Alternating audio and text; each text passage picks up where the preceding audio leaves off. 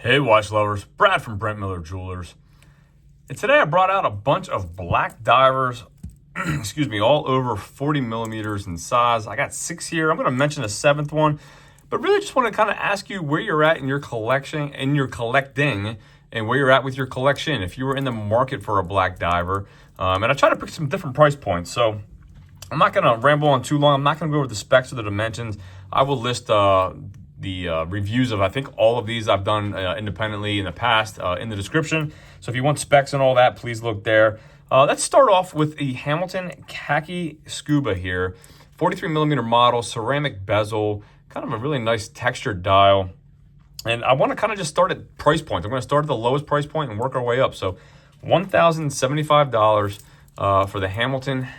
Again, bezel action. I'm going to call this a little bit notchier than some. Not a bad thing, just the way to describe it. And I'll do wrist shots of all of these at the very end. So just wanted to kind of ask you where you would go with your money, with your hard-earned cash. It's never my job to tell you how to spend it, just to show you your options. So next, Seiko SPB383. This is the newly released GMT model. It's the only model I have out that's a GMT complication, and even $1,500. So we're going up. What is that? A little over $400 for the Seiko compared to the Hamilton. So just give you an idea. Again, you're getting a ceramic bezel insert. You are getting the added GMT complication.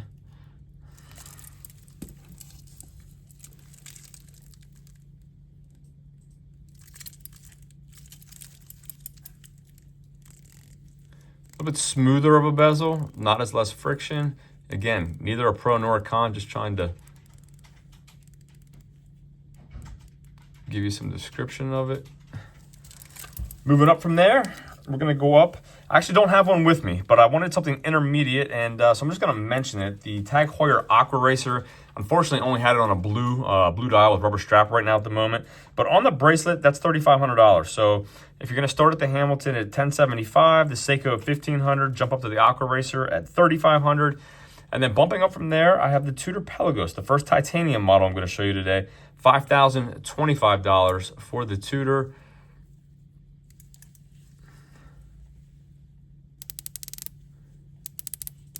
In my humble opinion, the best bezel action so far.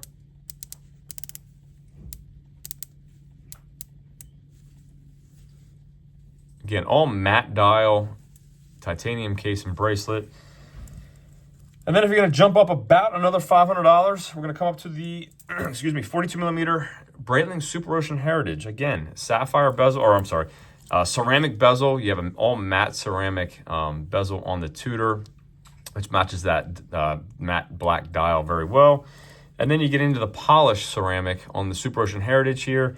Again, price on this, $5,550. So again, about a $500 jump to the Tudor.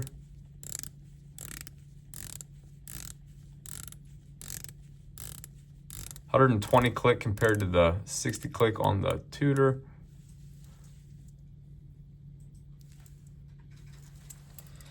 And then jump up another $500, and we will take a look at the Omega Seamaster 300M. Again, polished ceramic bezel on it. Just trying to show you kind of each one of these side by side as we move up.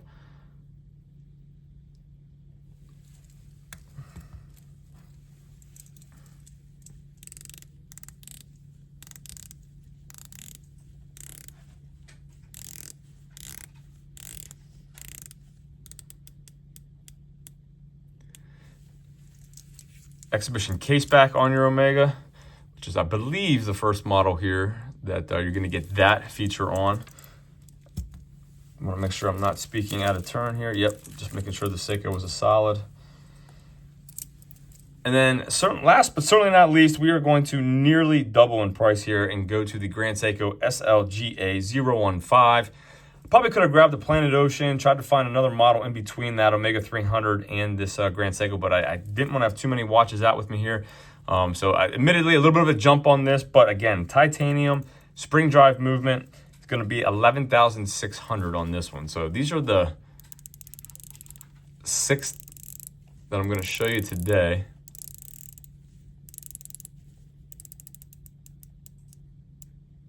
And I know there are plenty of other options out there. Again, I didn't want to make this an all-encompassing black dial case. I'd be here forever. But really just thought, I had 2 of them already out and thought I'd grab a couple of them and really just ask you, for your money, what features are important to you on a watch? Do you need a ceramic bezel? Do you need an in-house movement? You know, I think it's always the sum of its parts for me personally. It's, you know, I gotta love the look of it aesthetically. I want to feel like I'm getting some type of value or some type of feature or benefit out of the, you know, specific model at that price point. But again, under $1,500, are you going to take your Hamilton or your Seiko? I'm going to ask you a couple different questions. So first one is Hamilton or Seiko under $1,500, and then moving up to that roughly $5,000 price point, are you going Tudor, Breitling, or Omega? And then as you get over that, we'll call it almost 6 there, with the Omega being $5,900. You know, plenty of options once you get over that threshold and you break the $10,000 threshold. The only option I have for you today is the Grand Seiko. But let me know what you would shop this against, what you would take over the Grand Seiko at that price point. Be curious to see the feedback in the comments. As always, greatly appreciate you viewing. And I was going to throw these all on wrist, but take a look. I'm going to link all of them in an effort to keep this video relatively short. I'll hit the lights and give you a Lume shot of each one, but I will link the individual reviews of all of these with wrist shots as far as dimensions in those videos if you want to check those out. Quick Lume. I'll give you a quick rundown on all of these. Again, Hamilton, Seiko. And then next, I think, again, I don't have the Tag Heuer, but I got the Tudor here. So let me put these 2 down and pull the Tudor with we got the Breitling Superocean Heritage, the Omega 300M, and the Tudor again on my right. I do like the Lume, the bezel on the Tudor. If you want a Lume bezel on a Seamaster, you're gonna take a look at the orange Planet Ocean. You got a Lume bezel on it.